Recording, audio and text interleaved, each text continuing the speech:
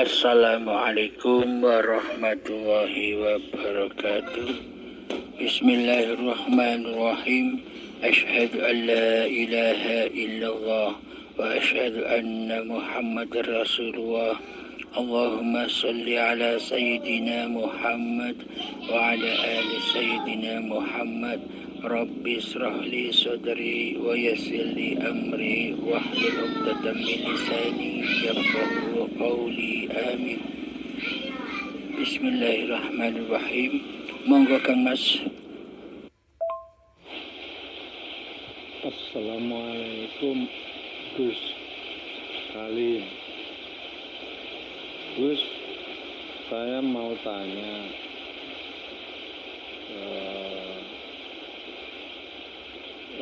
kita kan tahu bahwa sesungguhnya kita itu dinafaskan sama Allah, oleh Allah. Nah, saya terbesit pertanyaan, lalu kapan pertama kali Allah itu menafaskan kita? Apakah dalam kandungan atau bagaimana Gus? Mohon penjelasannya. Terima kasih. Assalamualaikum warahmatullahi wabarakatuh. Waalaikumsalam warahmatullahi wabarakatuh. Kapan Allah menafaskan kita pertama kali? Makna menafaskan adalah menghidupkan.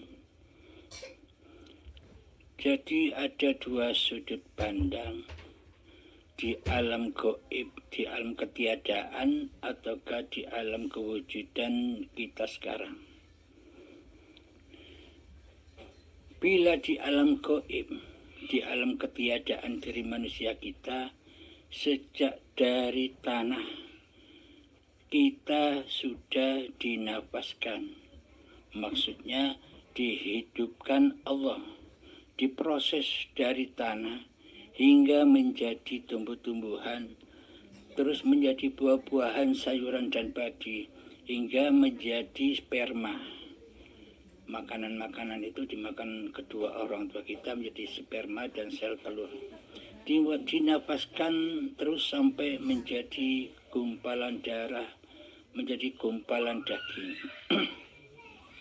Di saat gumpalan daging ditegaskan lagi oleh Allah, kutiupkan rohku, maksudnya kutiupkan hidupku, nafasku oleh Allah, sehingga sampai menjadi janin terlahirlah sebagai bayi yang suci. Disitulah hakikat kita manusia dinafaskan oleh Allah, yakni dihidupkan oleh Allah. Namun pada syariatnya kita dinafaskan atau dihidupkan oleh Allah ketika datang detik-detik akil balilah, kita mulai merasa bernapas. Kita mulai merasa mengaku-ngakui bahwa hidup ini hidup kita. Kita merasa mulai mengaku-akui bahwa badan ini badan kita. Disitulah kita mulai mengenal nafas, mengenal hidup. Demikian Kang Mas. Terus satu lagi Gus, mengenai diri kita. Diri kita itu yang saya tahu ada 3 unsur, yaitu jasad, jiwa, dan roh atau urip. Nah, bagaimana caranya agar kita itu bisa mematikan jasad, kemudian masuk ke wilayah jiwa? Lewatnya itu yang paling gampang lewat mana Gus untuk masuk wilayah jiwa itu Gus? Matur nuwun Gus. Ini langsung praktek loh Gus, langsung praktek yang simple Gus. Inggih Kang Mas. Bismillahirrahmanirrahim. Untuk mengenal Allah, untuk mengenal Sang Pencipta, maka kita wajib mengenal sifat-sifatnya Allah dahulu. Wajib menyatakan sifat wajibnya Allah dan sifat muhalnya Allah. Karena sifat muhal bagi Allah itulah sifat wajib yang wajib dimiliki oleh manusia. Pertama, Allah bersifat wujud. Artinya yang wujud hanya Allah. Kebalikannya adalah sifat Adam, yakni tidak mungkin Allah tidak wujud. Tidak mungkin Allah tidak ada. Tidak mungkin Allah gaib. Nah, marilah kita nyatakan sifat wajib sesungguhnya diri manusia kita ini. Bila kita umat Islam wajib mengenal sifat-sifatnya Allah dan sifat muhalnya Allah. Selama ini yang jadi Tuhan kan kita sendiri. Kita merasa mentuhani hidup dan badan kita sendiri.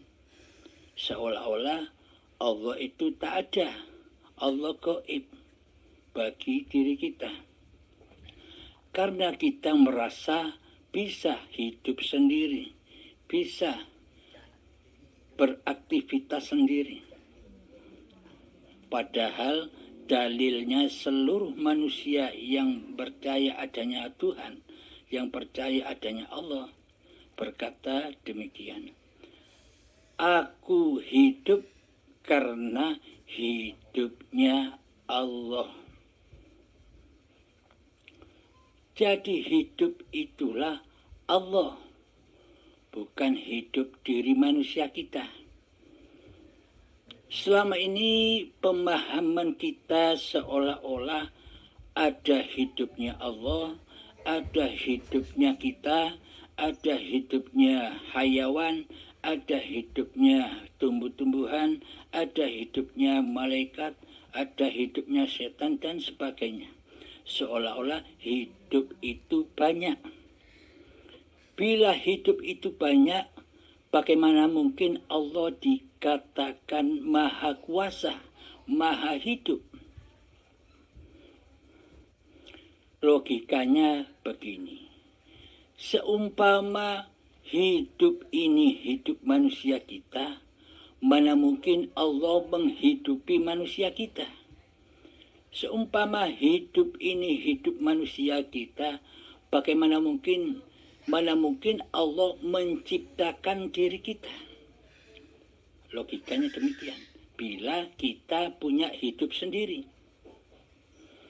Logika lagi, seumpama hidup ini hidup manusia kita, ketika bayi kan Anda gaib, kita semua gaib, tak wujud, kita tak ingat apa-apa, kita tak pernah menyaksikan apa-apa di saat kita baru lahir.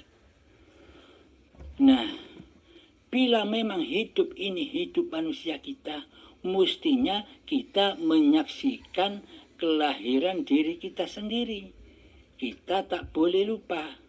Kita pasti ingat seluruh perjalanan sejak dari tanah sampai menjadi bayi, seluruhnya pasti akan kita ingati. Bila memang hidup ini hidup manusia kita. Logika yang kedua begini.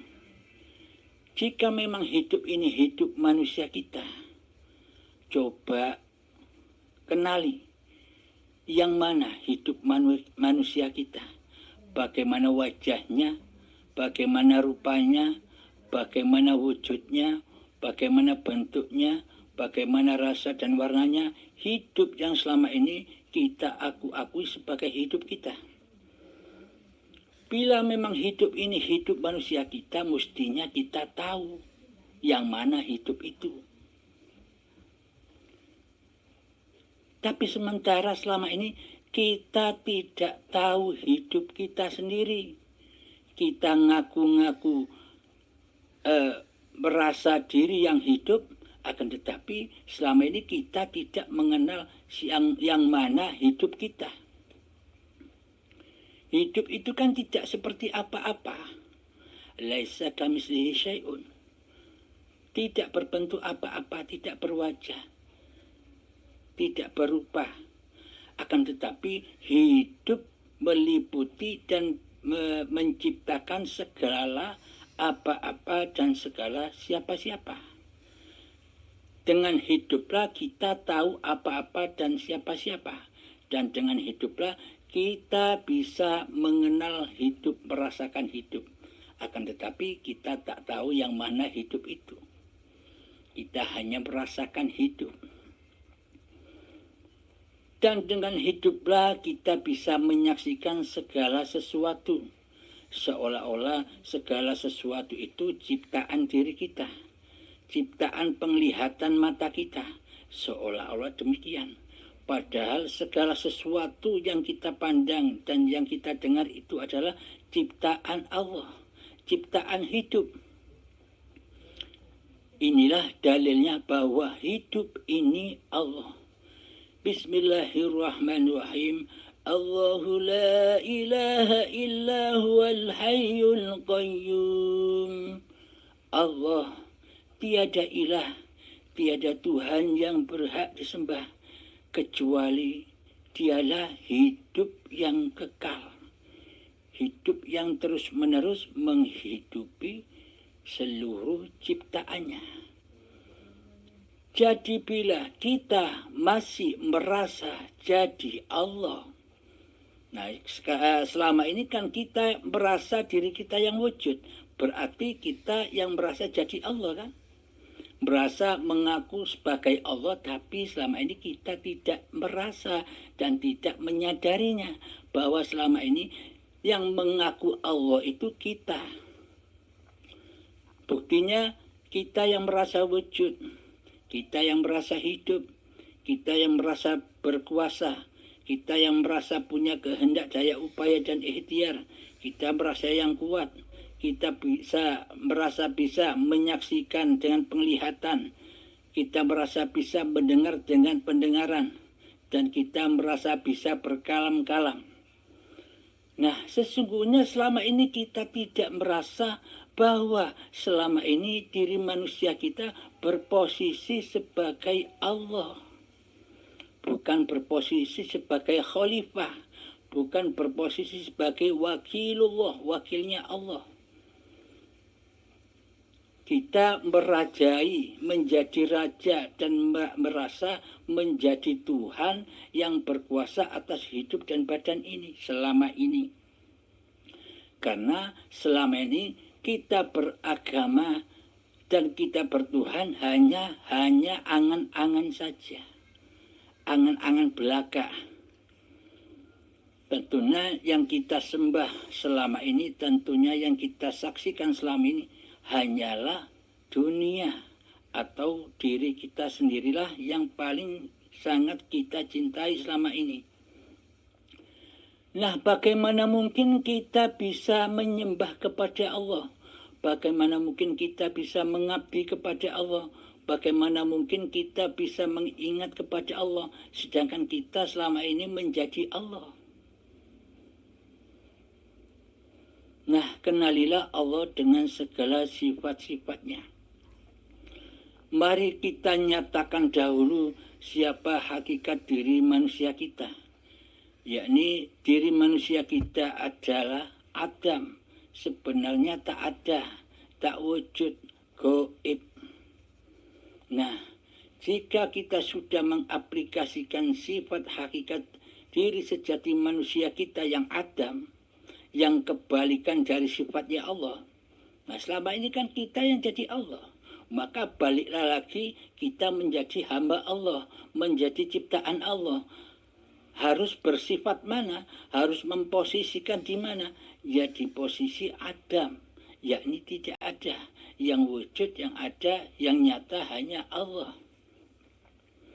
Nah, bila kita sudah bisa menyatakan di dalam hati kita bahwa diri manusia kita, bahwa nama manusia kita ini gaib. Setelah kita nyatakan di dalam laku zuhud, di dalam laku keheningan, di dalam laku bertapa di dalam gua khirok kita sendiri, yakni hati kita. Selama ini kan gua yang gelap gulita, yang tidak pernah kita sambangi. Masuklah ke dalam diri, nyatakan ketiadaan diri manusia kita, nyatakan ketidakwujudan diri manusia kita, nyatakan ketidakkuasaan diri manusia kita, nyatakan ketidakhidupan diri manusia kita. Kembalikan lagi, persembahkan lagi seluruh sifat-sifat Allah itu kepada Allah. Nah, ketika kita sudah menyatakan di situ, maka heninglah, kosonglah yang ada. Maka tetapkanlah di dalam kekosongan itu, tetapkanlah Allah dengan seluruh sifat-sifatnya. Yakni hidup ini Allah, wujud ini Allah, kuasa ini Allah, kehendak, daya, upaya dan ikhtiar ini Allah, kekuatan ini Allah, penglihatan ini Allah, pendengaran ini Allah, percakapan atau berkalam-kalam ini Allah. Itu nyatakan di dalam hati. Jangan sampai engkau ceritakan di luar dirimu, karena manusia-manusia akan menganggapmu murtad, kafir, kufur, karena engkau merasa menjadi Allah. Anggapan manusia di luar diri kita seperti itu, seolah-olah bagi ahli syuhud, ahli tauhid, dikira merasa menjadi Allah, sudah mengaku-ngaku sebagai Allah. Itu anggapan manusia kebanyakan, karena mereka tidak menyadari selama ini merekalah yang merasa menjadi Tuhan, yang memposisikan diri sebagai Tuhan dengan segala sifat-sifat Allah yang mereka akui sebagai sifat diri manusianya. Nah, bagaimana mungkin bagi ahli syuhud mengaku diri sebagai Allah, sebagai Tuhan, sedangkan diri manusianya sudah tiada, sudah goib, sudah tak nyata lagi di hatinya. Yang nyata adalah pemilik hidup itu sendiri. Nah, ini babakan hati, harus prakteknya di hati. Jadi untuk mengaplikasikannya, sering-seringlah berpuasa, sering-seringlah bersyahadat, yakni menyaksikan hidup, bahwa hidup ini Allah. Ketika kehidupan manusia kita sudah fana, sudah hancur lebur, sudah kita kembalikan bahwa hidup ini Allah, wujud ini Allah, kuasa ini Allah, kehendak daya upaya ini Allah, penglihatan, pendengaran dan berkata-kata ini Allah. Ini semua adalah hakikat aplikasi la haula wala quwwata illa billahil aliyil azim. Jadi seluruhnya putus dari manusianya, putus dari kewujudan manusianya, yang ada hanya kewujudan Allah. Demikian Kang Mas. Ya Gus, memang kalau kita kembali kepada makna ruh atau hidup yang sebenarnya, ya semua yang berperan adalah ruh ataupun hidup itu. Jadi kitanya di mana, ya kitanya memang sesungguhnya ya yang jiwa itu, dan yang jiwa itu kan memang tidak memiliki wujud atau bentuk, tapi dia ada, dia menyaksikan sesungguhnya aktivitas daripada ruh ataupun hidup terhadap jasad ini, Gus. Untuk prakteknya demikian Kang Mas. Mulai besok pagi bangun tidur sampai tidur lagi, disitulah Shiratal Mustaqim, tempat praktek kita, tempat peperangan kita menghadapi setan dan iblis yang nyata ini. Siapa iblis dan setan hakikatnya? Ya diri manusia kita ini yang selama ini mentuhani, yang selama ini menjadi Tuhan atas hidup dan badan ini. Seolah-olah kitalah penciptanya. Seolah-olah kitalah yang menguasai pergerakan kehidupan dan badan kita ini selama ini. Maka dari itu kita prakteknya demikian. Besok ketika bangun tidur, sadarilah, diamkanlah hati kita, masuklah ke dalam diri, saksikan bahwa hidup, bahwa Allah lah yang membangunkan badan ini. Bukan diri kita yang bangun, tapi Allah lah yang membangunkan. Ketika sudah bangun, menyadari mata kita terbuka, maka duduklah. Nah, di saat duduk, kita berpuasa lagi dari hidup diri kita. Saksikanlah bahwa hidup ini Allah. Jadi, Allah lah yang mendudukkan badan kita ini. Bukan badan bisa duduk sendiri. Badan itu mati. Tak bisa bergerak apa-apa tanpa Allah, tanpa hidup. Kemudian berdiri. Ketika berdiri, kita menyadari lagi, masuk ke dalam diri. Saksikan bahwa hiduplah yang memberdirikan badan. Nah, ketika kaki berjalan menuju kamar mandi, rasakan juga, pandanglah hidup masuk ke dalam diri kita. Saksikan hidup, bahwa hiduplah yang melangkahkan kaki ini. Bukan kaki bisa melangkah sendiri. Tanpa Allah, tanpa hidup, kaki tidak ada. Tidak wujud. Gaib. Nah, ketika sampai di kamar mandi, dan di saat kita mandi, saksikan lagi hidup. Saksikan lagi Allah. Oh, ternyata Allah lah yang memandikan badan. Allah lah yang membersihkan badan. Bukan Allah yang mandi, akan tetapi Allah lah yang menjaga, yang memelihara badan-badan manusia ini sejak dari tanah sampai saat ini. Nah, ketika setelah mandi, kita menuju sholat. Sebelum kita niat, tetapkan dalam hati, saksikan bahwa hiduplah yang berdiri. Bukan badan bisa berdiri sendiri, akan tetapi Allah lah yang memberdirikan. Jadi di dalamnya kita sudah tak ada. Di dalamnya kita sudah gaib, sudah tak nyata. Yang nyata hanya Allah. Wujudullah, hayatullah. Dialah pelaksana seluruh pagelaran manusia. Dialah yang mendalangi seluruh manusia.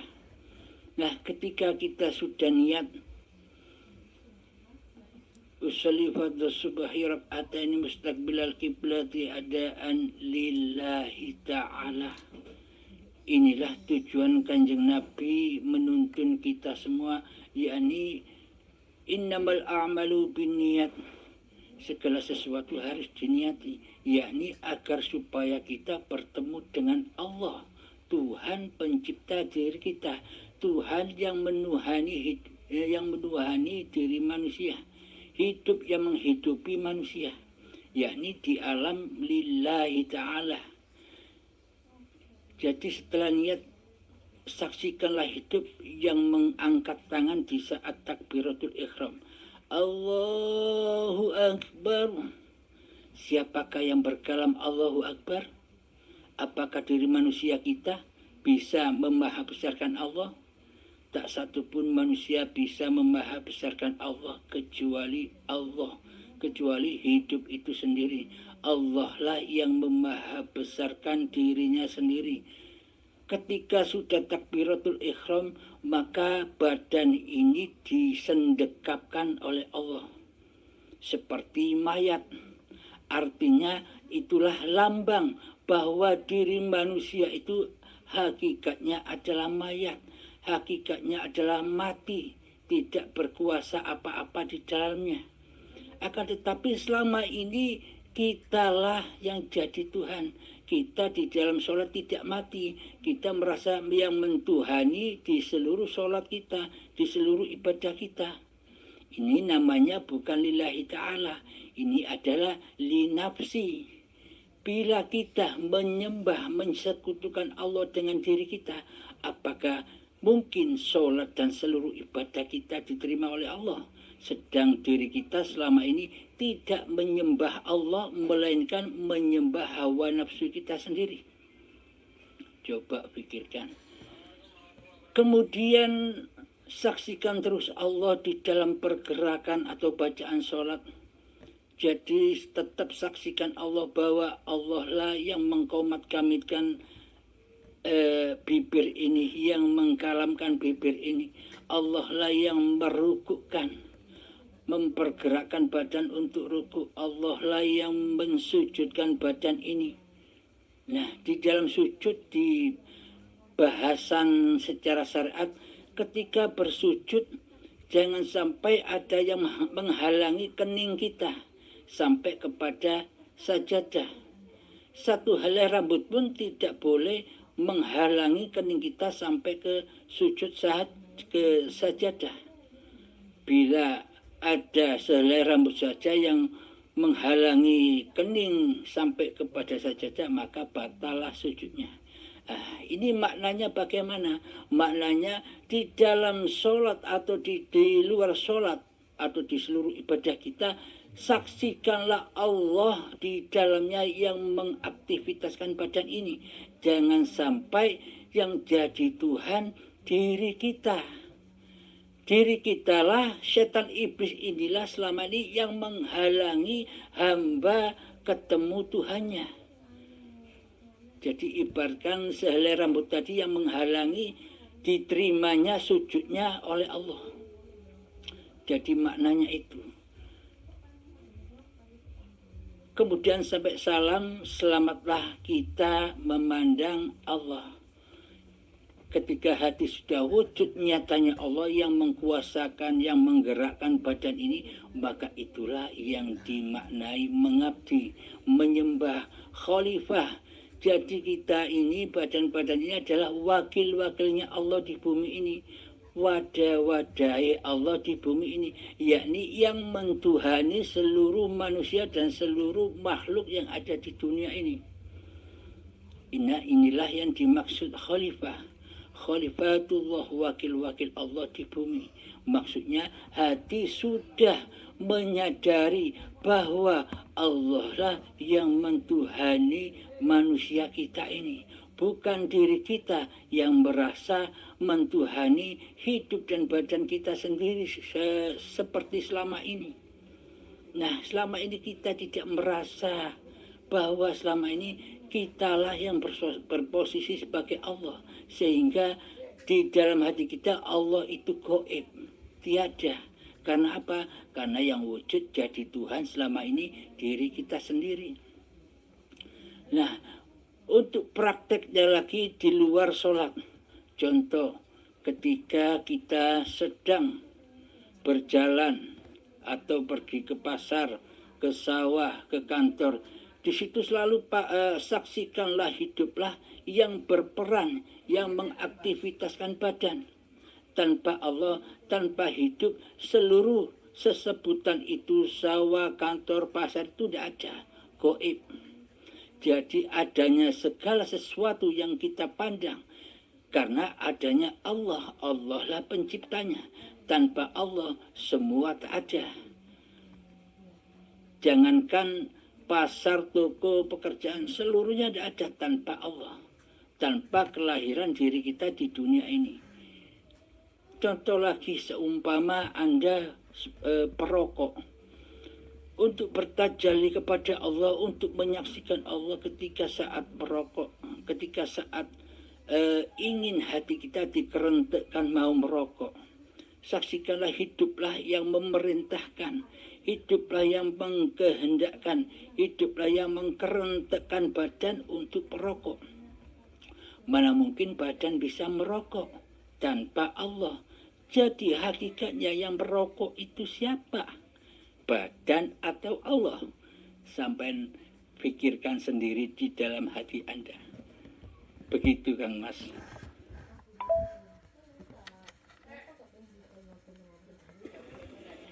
Alhamdulillahirrabbilalamin. Semoga